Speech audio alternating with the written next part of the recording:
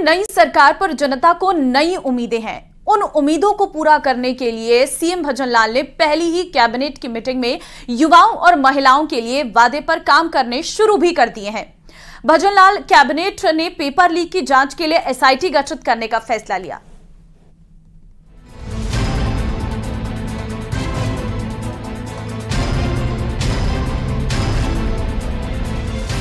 मुख्यमंत्री पद की शपथ लेने के बाद CM Bhajanlal Sharma action mode में नजर आए। पहली कैबिनेट बैठक में सीएम भजनलाल ने कई अहम फैसले लिए। सीएम ने प्रेस कॉन्फ्रेंस कर 3 बड़े फैसलों की जानकारी दी, जिसमें केंद्र सरकार की योजनाएं, पेपर लीक और कानून व्यवस्था शामिल। कैबिनेट के अहम फैसले: पेपर लीक की जाँच के लिए एसआईटी गठित होगी। एंटी गैंगस्टर टास्क फोर्स का गठन हो। महिला सुरक्षा, भ्रष्टाचार उन्मूलन प्राथमिकता। केंद्र की योजनाओं के लिए बनेगी कमेटी। बीजेपी ने चुनाव से पहले पेपर लीक को लेकर अशोक गहलोत सरकार पर कई गंभीर आरोप भी लगाए थे, जिस पर सीएम भजनलाल शर्मा ने बड़ा फैसला लेते हुए कहा कि पेपर लीक के मामलों की जांच के लिए एसआईटी का गठन होगा। पेपर लीक के गुनाहगारों को नहीं छोड़ा जाएगा। पेपर लीक से युवाओं का मनोबल टूटा है। पेपर लीक मामले की जांच के लिए एसआईटी का गठन किया जाएगा। बृहद स्तर पर पेपर लीक की घटना सामने आई है। इसमें प्रदेश के युवाओं को मनोबल टूटा है। हमने एसआईटी का गठन की प्रक्रिया प्रारंभ की। इसके अलावा भजनलाल शर्मा ने राजस्थान में एंटी गैंगस्टर टास्क फोर्स का गठन करने का फैसला लिया है। सीएम ने कहा कि केंद्र सरकार की योजनाओं का लाभ अंतिम व्यक्ति तक पहुंचाने के लिए मॉनिटरिंग कमेटी का गठन किया जाएगा। महिला सुरक्षा, भ्रष्टाचार पर भी कई कड़े फैसले लिए जाएंगे। महिलाओं के लिए हमारी यशस्वी प्रधानमंत्री जी ने जिस तरह का काम किया है पूरे देश के अंदर, हमने राजस्थान में महिला और बाल का अत्याचार देखा है। हमारी ये सरकार किसी भी कीमत पर महिला और बाल का अत्याचार सहन नहीं करेगी। सीएम भजनलाल ने पहली कैबिनेट बैठक में जिन अहम फैसलों को लिया, वो मुद्दों को बीजेपी ने गहलोत सरकार के खिलाफ सदन से लेकर सड़क तक जोर शोर से उठाया था। अब देखना ये दिलचस्प होगा कि अगली कैबिनेट की बैठक में किन गारंटियों को मंजूरी मिलती है। सीएम भजनलाल के सामने सबसे बड़ी चुनौती है कि पीएम मोदी की जनता से की गई गारंटियों को पूरा करना और उनका लाभ लोगों तक पहुँचाना। न्यूज़ 18 राजस्थान के लिए लवली वाधवा की रिपोर्ट।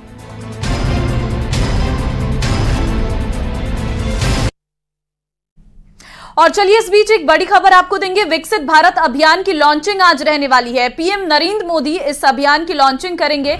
2:15 पर महारानी कॉलेज में होगा वर्चुअली कार्यक्रम। सीएम भजनलाल होंगे इसमें शामिल और डिप्टी सीएम दिया कुमारी, डॉक्टर प्रेमचंद बैरवा भी इस दौरान मौजूद रहने वाले हैं। तो फिलहाल आपको बता दें कि आज विकसित भारत संकल्प यात्रा में वर्चुअली शामिल होंगे पीएम मोदी। देश भर के लाभार्थियों से संवाद करेंगे और ये कार्यक्रम आज 4 बजे रहने वाला है। तो फिलहाल पीएम मोदी इस अभियान की लॉन्चिंग करने वाले हैं। 2:15 पर महारानी कॉलेज में वर्चुअली कार्यक्रम रहने वाला है। पीएम मोदी करेंगे अभियान की लॉन्चिंग। आपको बड़ी खबर से रूबरू करवा रहे हैं। इस दौरान मुख्यमंत्री भजनलाल भी रहेंगे और साथ ही साथ दोनों डिप्टी सीएम प्रेमचंद बैरवा और दिया कुमारी दोनों ही इस कार्यक्रम में रहने वाली हैं। आपको बता दें विकसित भारत अभियान, ये अभियान लंबे समय से भारतीय जनता पार्टी की ओर से किया जा रहा है।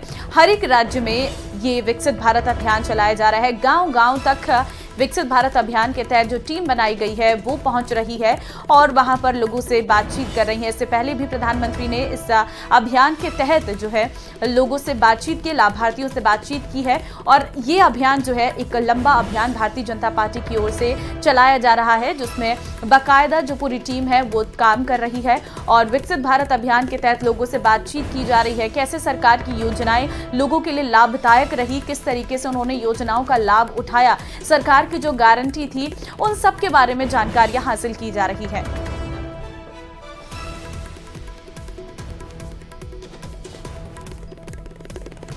और फिलहाल आगे बढ़ते हैं। सीएम भजनलाल शर्मा से मिलने पहुंचे मदन दिलावर। रामगंज मंडी से विधायक हैं Madan Dilawar. Corruption paper leak के मुद्दे पर मदन दिलावर का बयान, सब मुद्दों पर जल्द एक्शन देखने को मिलेगा।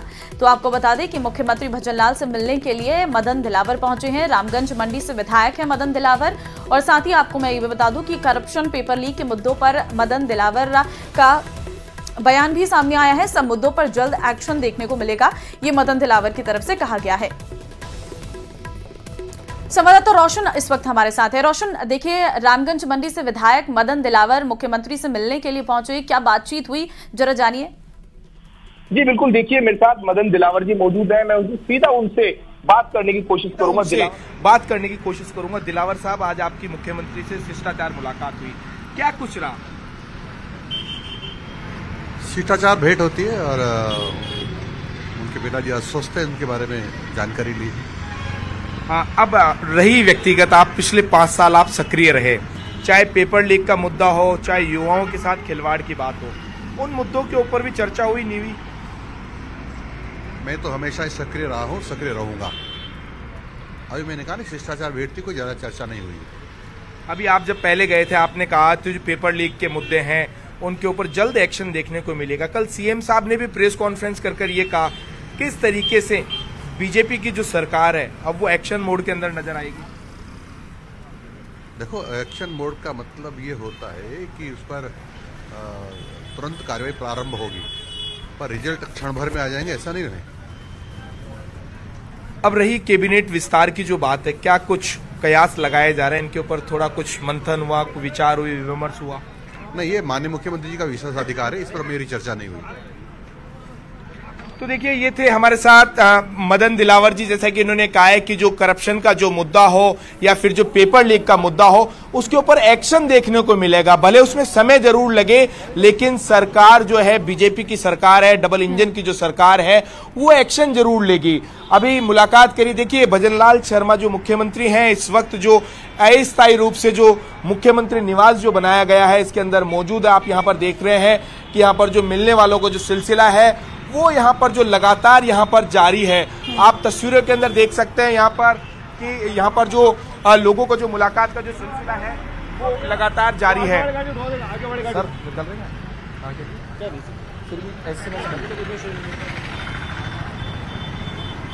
बिल्कुल रोशन, हम देख रहे हैं तस्वीरों में भी, क्योंकि सुरक्षा व्यवस्था काफी कड़ी की गई है। मुख्यमंत्री का आज क्या कार्यक्रम रहेगा? देखिए, अभी मुख्यमंत्री कार्यालय की ओर से बताया जा रहा है कि जो रूट लिया गया है, ट्रैफिक पुलिस है, वो जो अपना रूट है वो क्लियर करवाने में यहाँ पर लगी हुई है। कुछ ही मिनटों के बाद में यहाँ पर जो सीएम भजनलाल शर्मा है वो यहाँ से निकल रहे हैं। बताया जा रहा है कि या तो वो एसएमएस हॉस्पिटल जा सकते हैं या फिर जो सचिवालय है उसकी ओर जा सकते हैं। जी ठीक है, अपने पिता की तबीयत जो उनकी खराब है, उनसे मुलाकात के लिए भी जा सकते हैं। लोगों की भीड़ भी हम देख रहे हैं, और कौन कौन लोग पहुंचे हैं, क्योंकि रामगंज मंडी से विधायक से तो आपने बात की मदन दिलावर जी से, लेकिन और भी क्या कोई विधायक मुलाकात के लिए अभी तक पहुंचा है? देखिए, यहाँ पर जो तमाम जो विधायक हो, चाहे जो इन लोगों से जो मिलने का जो सिलसिला है वो लगातार जारी है। यहाँ पर आप इन तस्वीरों के अंदर देख सकते हैं, सुबह जो बैरोड से जो विधायक थे वो यहाँ पर पहुंचे थे। बैरोड विधायक ने यहाँ पर जो मुख्यमंत्री भजनलाल से मुलाकात करी। मोहित यादव यहाँ पर पहुंचे थे, जो बैरोड से विधायक हो। इसके अलावा तमाम विधायकों का, जो लोगों का, प्रशंसकों का जो मिलने का सिलसिला है वो लगातार जारी है। आप तस्वीरों के अंदर देख सकते हैं यहाँ पर कि यहाँ पर सुबह से इस तरीके से जो मिलने का जो सिलसिला है वो लगातार जारी है। अभी जैसा कि बताया जा रहा है कि यहाँ पर कुछ ही मिनटों के बाद में मुख्यमंत्री जो भजनलाल शर्मा है वो यहाँ से निकल रहे हैं। संभवतः वो जो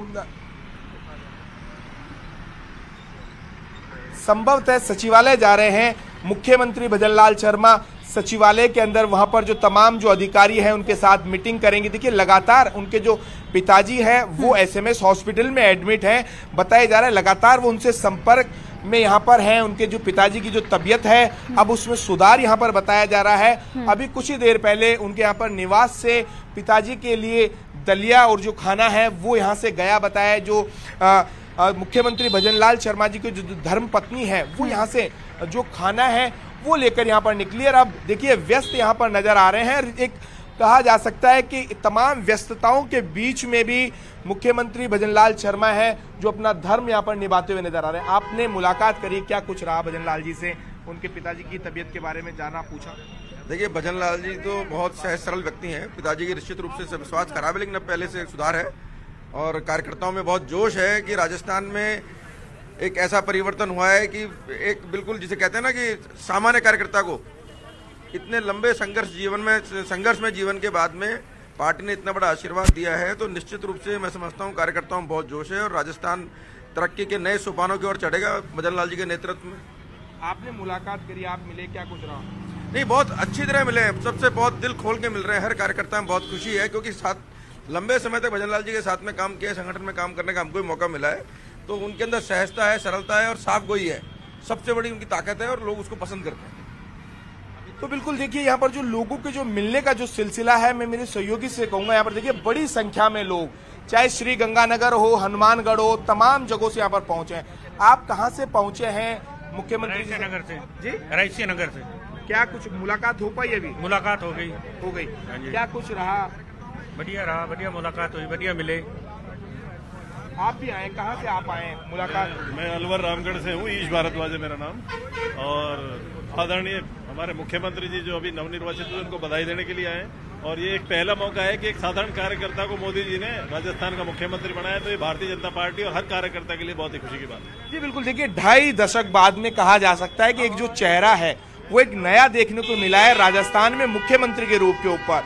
आप यहाँ पर देख सकते हैं। आप कहाँ से पधारे हैं? आप कहाँ से पधारे? गोपालगढ़ तहसील से, और मुख्यमंत्री जी से मिलने आए थे और नरेंद्र मोदी जी को भी इस बात की बधाई देने के लिए आए कि ऐसा जो कार्यकर्ता है, साधारण कार्यकर्ता को भी मुख्यमंत्री इसी पार्टी में बनाते हैं जो बीजेपी में ही बनता है। बाकी कांग्रेस में तो हमेशा वंशवाद चलता है। और आप क्या कहेंगे?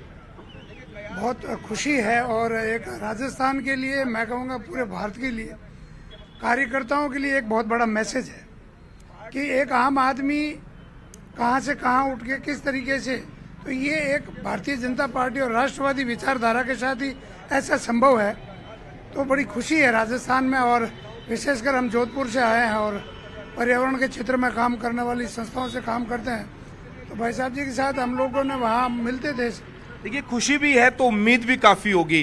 देखिए हर कोई व्यक्ति ये सोचता है कि उनके बीच में से उठा हुआ एक कार्यकर्ता जो पहली बार विधायक बना और उसे सीधा मुख्यमंत्री बना दिया गया, तो ऐसे में लोगों की उम्मीदें मुख्यमंत्री भजन लाल शर्मा से हैं। अब उनकी उम्मीदों के ऊपर किस तरीके से मुख्यमंत्री भजन लाल शर्मा नजर आते हैं। सबसे पहले देखिए कल रात में प्रेस कॉन्फ्रेंस कर रहे थे तो उन्होंने कहा कि पेपर लीक का मुद्दा जो सबसे ज्यादा राजस्थान के अंदर हर एक जो परिवार से जो जुड़ा हुआ है, हर एक युवा से जुड़ा हुआ है, उनके भविष्य से जो जुड़ा हुआ है, ऐसे में उसके ऊपर उन्होंने कहा कि जो सख्त से सख्त एक्शन देखने को मिलेगा। सुबह भी यहाँ पर अभी हमारे साथ जब मदन दिलावर जी यहाँ पर मौजूद थे तो उन्होंने कहा कि जल्द एक्शन देखने को मिलेगा। तो तमाम उन एक्शन के ऊपर, तमाम जो कार्यशैली है उसके ऊपर नजरें हैं हर एक राजस्थान वासी की, कि राजस्थान के अंदर जिस तरीके से चाहे करप्शन की बात हो या फिर लॉ एंड ऑर्डर की बात हो, इस तरीके की जो तमाम जो ये जो स्थितियां हैं इनमें किस तरीके से सुधार देखने को मिलता है। और बिल्कुल रोशन, एक कार्यकर्ताओं में खुशी ये भी है कि एक आम पार्टी के कार्यकर्ता को मुख्यमंत्री की कुर्सी पर बैठाया है, इसका मैसेज हम देख रहे हैं और इसकी खुशी जो है वो कार्यकर्ताओं में बहुत ज्यादा देखने को मिल रही है। और हम देख रहे हैं कि किस तरीके से सक्रियता कार्यकर्ताओं की जो है वो बढ़ती नजर आ रही है। आपके पीछे कुछ और लोग भी हैं, इनसे भी बात करिए और ये भी पूछिए कि मुख्यमंत्री से आप मिलने तो आ रहे हैं, क्या समस्याएं हैं, क्या रोड मैप है जो मुख्यमंत्री को जानकारी दे रही हैं कि आगे ये योजनाएं जो है राजस्थान में लागू हो? जी बिल्कुल, देखिए लगातार अभी योजनाओं के लिए अभी तक सरकार की जब तक पहली बैठक नहीं हो पाती है, क्या कुछ कार्य योजना है ये देखना होगा। लेकिन लोगों में खुशी है, उनके बीच में से एक निकला वो जो कार्यकर्ता मुख्यमंत्री बना। आप कहाँ से आए हैं, क्या आपकी मुलाकात हो पाई, नहीं हो पाई? मैं श्री गंगानगर से आया हूं और निश्चित रूप से हमारी मुलाकात हुई है, बड़ी स्नेहिल मुलाकात है, क्योंकि हमारे बीच के जो कार्यकर्ता हैं उनको मौका मिला है।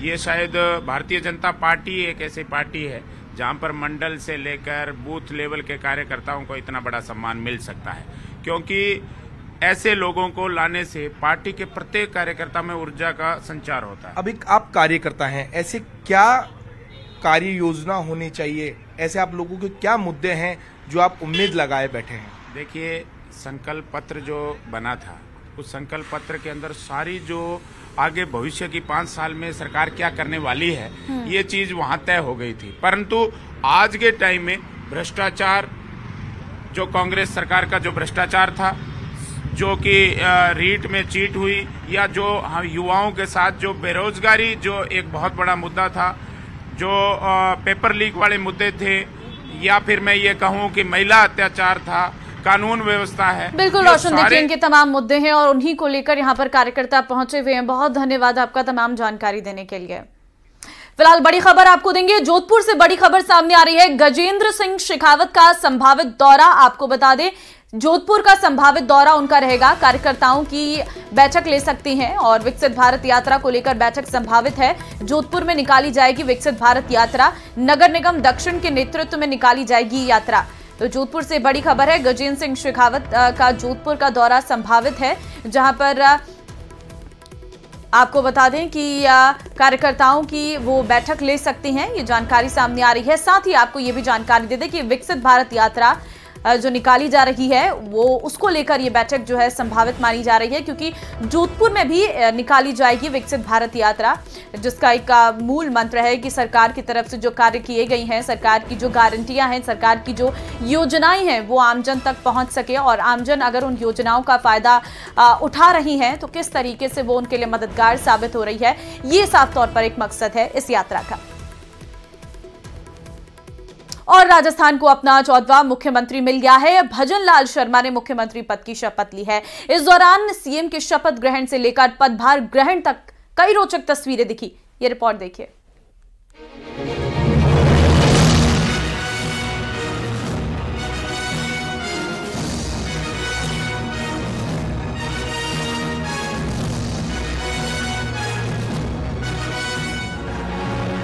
राजस्थान के नए मुख्यमंत्री भजन लाल शर्मा ने अपने 55वें जन्मदिन पर 15 दिसंबर को शपथ ले ली है।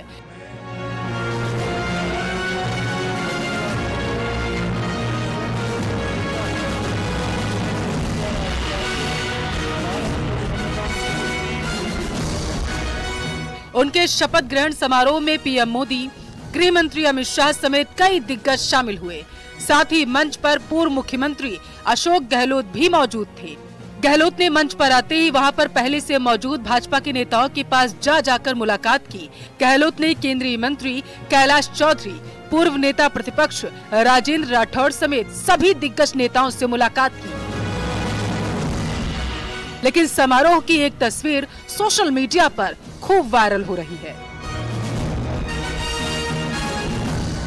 मंच पर कुर्सियों की पंक्ति में पूर्व सीएम अशोक गहलोत, केंद्रीय मंत्री गजेंद्र सिंह शेखावत और पूर्व मुख्यमंत्री वसुंधरा राजे की चेयर एक साथ लगी थी। पहले गहलोत बैठे थे, फिर शेखावत। इस दौरान न सिर्फ वे एक दूसरे से बात करते नजर आए, बल्कि ठहाके लगाते हुए भी दिखे। इस तस्वीर के सामने आने के बाद सियासी गलियारों में एक ही चर्चा हो रही है कि दोनों में आखिर बातचीत क्या हुई। बताते चले कि गजेंद्र सिंह शेखावत और अशोक गहलोत के बीच 36 का आंकड़ा माना जाता है। वहीं इसके बाद पूर्व सीएम वसुंधरा राजे और सीएम भजन लाल के बीच एक अलग ही तस्वीर सामने आई। मौका था सीएम भजन लाल के पदभार का। सचिवालय में राजस्थान बीजेपी से लगभग हर चेहरा मौजूद था और सीएम के पदभार ग्रहण करने के बाद सभी नेता उन्हें मिठाई खिलाते हुए दिखाई दिए।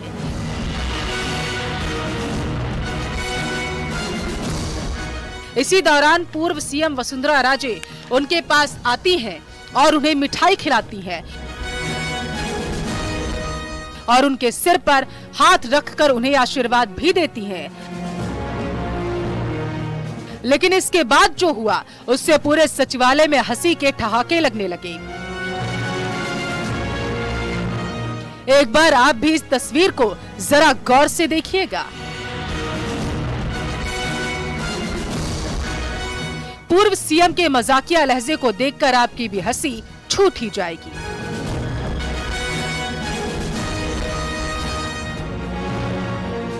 इसके पहले डिप्टी सीएम प्रेमचंद बैरवा के पदभार ग्रहण के दौरान भी कुछ नया देखने को मिला। सचिवालय में बैरवा ने विधिवत पूजा पाठ के साथ पदभार संभाला। इस दौरान उनका परिवार भी मौजूद था। पदभार संभालने के बाद बैरवा को उनके परिवार ने गुड़ खिलाकर शुभ काम की शुभकामनाएं दी। अब बात एक और रोचक तस्वीर की, और बात बर्थडे बॉय यानी कि मुख्यमंत्री भजन लाल के जन्मदिन के जश्न की।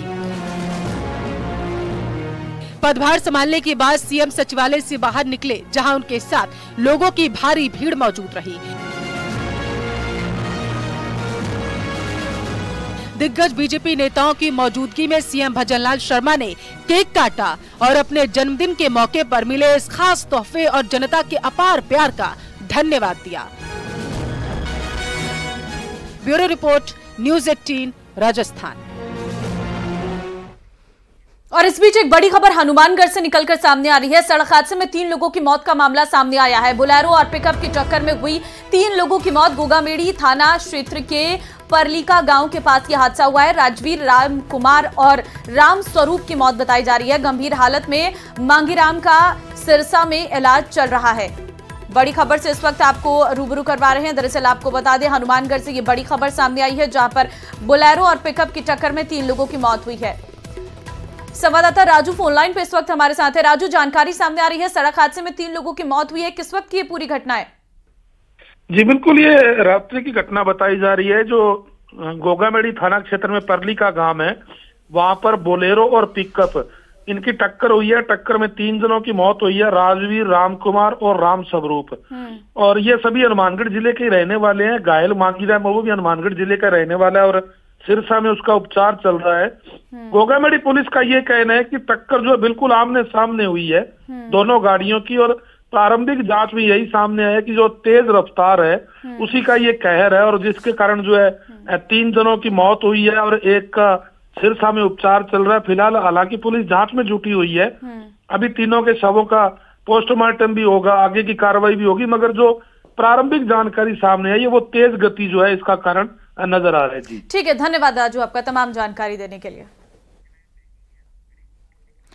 एक और बड़ी खबर बाड़मेर से आपको देंगे, जहां पर पाक की नापाक हरकत सामने आई है। पाकिस्तान की तरफ से आई हेरोइन की खेप बीएसएफ ने चौहटन के केलनौर बॉर्डर के पास से बरामद की है। 6 पैकेट हेरोइन को बरामद किया गया है। पाकिस्तान की तरफ से फेंका गया ये हेरोइन, और बीएसएफ ने अभी तक पुलिस को इसकी कोई सूचना नहीं दी है। बीएसएफ की तरफ से भी अभी तक ऐसा कोई खुलासा किया जा सकता है, अभी तक कोई खुलासा नहीं किया गया है, ये जानकारी सामने आई है। तो फिलहाल आपको बता दें कि बीएसएफ अभी इस पर कुछ भी कहने से के सामने नहीं आ रहे हैं। बीएसएफ की किसी भी तरह से कोई जानकारी सामने नहीं आई है, लेकिन हाँ कुछ बड़ा खुलासा कर सकता है बीएसएफ की तरफ से। अभी पुलिस को कोई जानकारी नहीं दी गई है, लेकिन एक बड़ी हेरोइन की खेप जो है वो पाकिस्तान की तरफ से आई है। बीएसएफ ने चौहटन के केलनौर बॉर्डर के पास से ये बरामद किया है। संवाददाता प्रेम फोनलाइन पे हमारे साथ है। प्रेम, जानकारी सामने आई है कि पाकिस्तान की तरफ से हेरोइन के जो पैकेट हैं 6 पैकेट वो फेंके गई हैं, क्या अपडेट आपके पास? देखिए, मैं आपको बताना चाहूंगा कि यह गुरुवार रात्रि की घटना है, जहां पर पाकिस्तान की तरफ से कोई एक तस्कर जो है वो अपने निश्चित स्थान के ऊपर बॉर्डर क्रॉस करके पहुंचता है और एक पेड़ के नीचे वो उस हेरोइन को दबा करके और वो वापस पाकिस्तान लौट जाता है। हालांकि बीएसएफ की जो जीप ब्रांच थी उसको इस बात की इनपुट थी। उसके बाद में सुबह होने पर उन्होंने खुर्रा चेकिंग की, और खुर्रा चेकिंग के दौरान जब सर्च ऑपरेशन रखा तो उसके बाद में उस पेड़ के नीचे 6 पैकेट जो हेरोइन है वो मिले हैं। और उसके बाद में कल से लगातार कार्रवाई चल रही थी, और ये बाड़मेर के या यहाँ के कौन तस्कर थे जिनको ये सप्लाई करने दी थी, इसकी भी पड़ताल की जा रही थी। लेकिन इसमें सबसे बड़ी बात यह है कि बीएसएफ ने अब इसको एनसीबी को, जो नारकोटिक विभाग है, उसको सुपुर्द कर दी गई है, और उसके साथ ही साथ अन्य तस्करों की तलाश की जा रही है। हालांकि खुर्रा चेकिंग से ये जानकारी हासिल हुई है कि जो तस्कर था वो पाकिस्तान वापस भाग गया बॉर्डर क्रॉस कर करके। तो अब यहाँ के कौन थे इसकी तलाश की जा रही है। अब ये पूरी जानकारी जो है वो बिल्कुल अब आगे की जांच जो है वो लगातार जारी है। प्रेमदान, बहुत धन्यवाद आपका तमाम जानकारी देने के लिए। खबरों के वक्त एक छोटे से ब्रेक का है, फौरन लौटते हैं।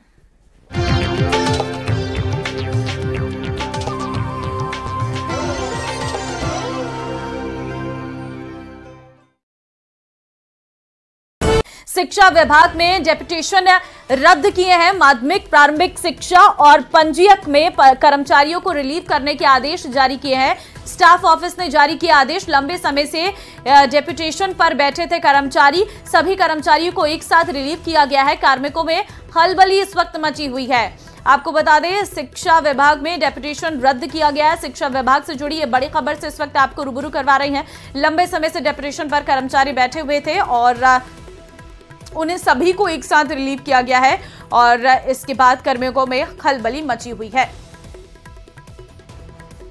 और बड़ी खबर सिरोही से आपको देंगे, जहां पर नकली दवाइयों का बोलबाला देखने को मिल रहा है। चिकित्सा विभाग के नाक के नीचे बिक रही नकली दवाइयां।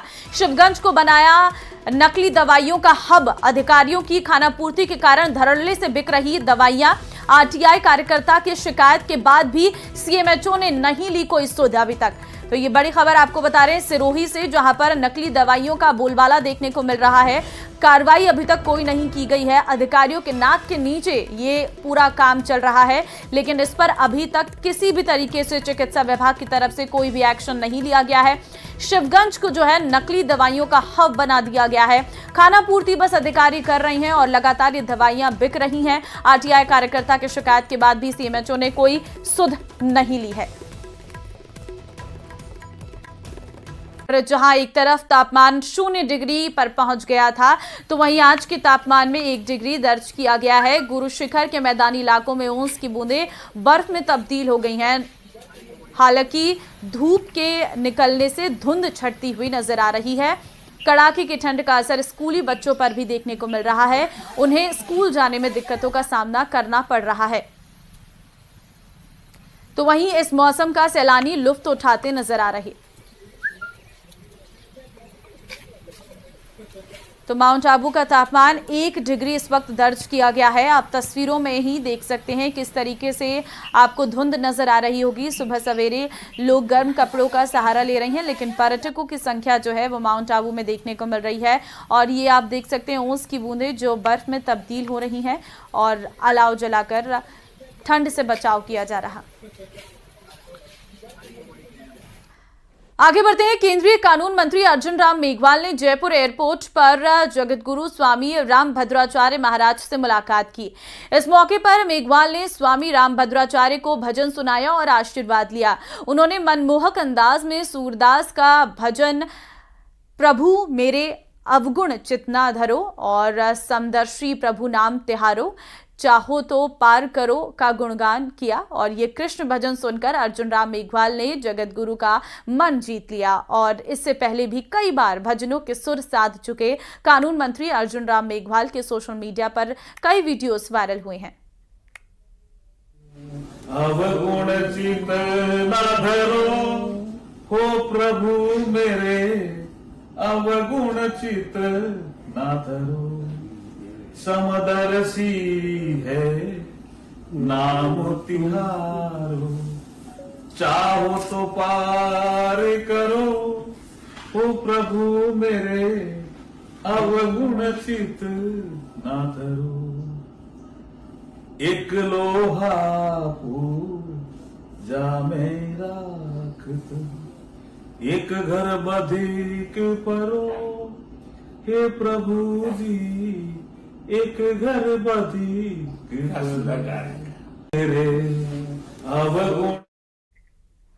भजनलाल शर्मा राजस्थान के 4वें सीएम बन चुके हैं। उन्होंने पदभार भी संभाल लिया है। भजनलाल शर्मा के अलावा डिप्टी सीएम प्रेमचंद बैरवा और दिया कुमारी ने भी सचिवालय पहुंचकर अपना कार्यभार संभाल लिया है।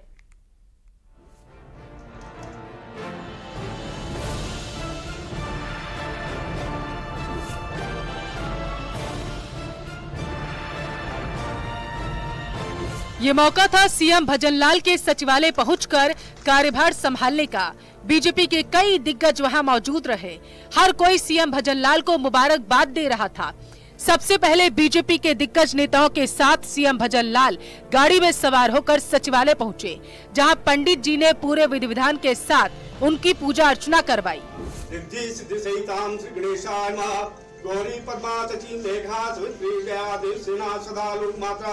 गतिम पुष्टिमात्मनां कुलदेवतां सत्वरत्मात्रिकाभ्यो नमः, सद्गतमात्रिकाभ्यो नमः, नवदुर्गेभ्यो नमः, कुलदेवी नमः। इस दौरान हवा महल सीट से विधायक बाल मुकुंदाचार्य, सीपी जोशी, किरोड़ी लाल मीणा ठीक उनके पीछे खड़े हुए दिखाई दिए। इसके अलावा केंद्रीय मंत्री अर्जुन राम मेघवाल भी इस शुभ घड़ी के गवाह बने।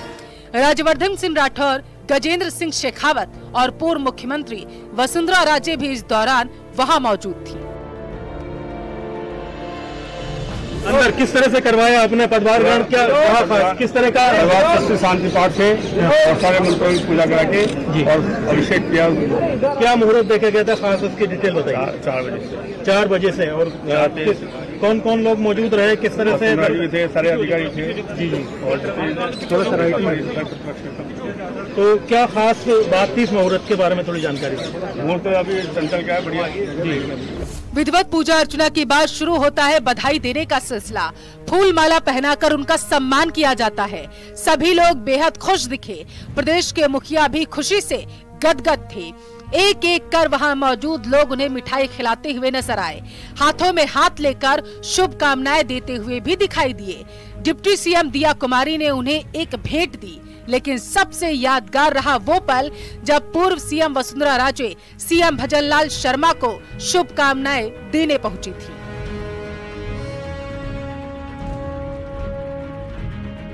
उनके इस अंदाज ने सबको ठहाका लगाने पर मजबूर कर दिया। सीएम भजनलाल भी काफी देर तक उनके मजाकिया लहजे पर हंसते दिखाई दिए।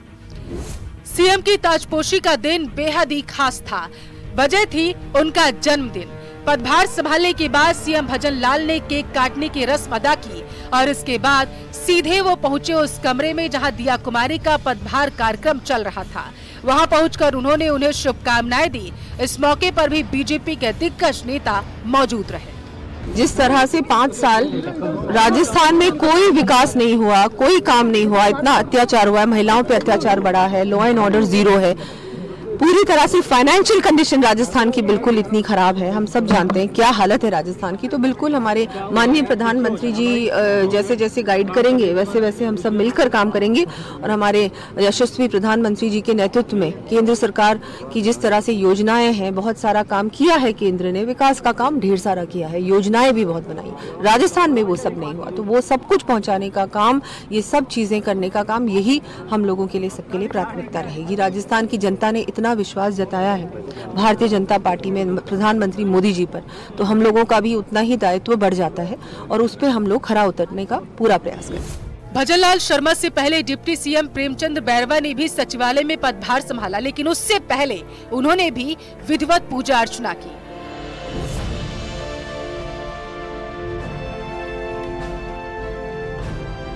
साधारण परिवार है, साधारण कार्यकर्ताओं में शुरू होते हैं। जो भी हमारी भारतीय जनता पार्टी में नीति और नीति से काम करना सीखा है और कुछ नीति और नीति पे तब चुनाव से पहले का एक नजारा था, एक बाद में कुछ बदली हुई तस्वीर नजर आ रही है, कुछ बदलाव राजस्थान नजर आएगा। बिल्कुल है, राजस्थान जब भी कांग्रेस सरकार रही है राजस्थान को पीछे धकेलने का काम किया। जब भी यहाँ पे भारतीय जनता पार्टी की सरकार आई है लेकिन विजन के साथ काम करती है। जब मैं 2018 से 18 तक जब एमएलए रहा था, माननीय वसुंधरा राजे की सरकार थी और उनकी एक योजना आज भी उनके गौरव पर याद दिलाती है। उनके हर स्कूल, हर पंचायत से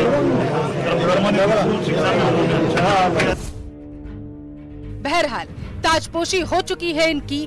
सीएम और डिप्टी सीएम ने कार्यभार संभाल लिया और अब शुरू होगी जंग जनता की उम्मीदों को पूरा करने की। Bureau report, news 18 Rajasthan.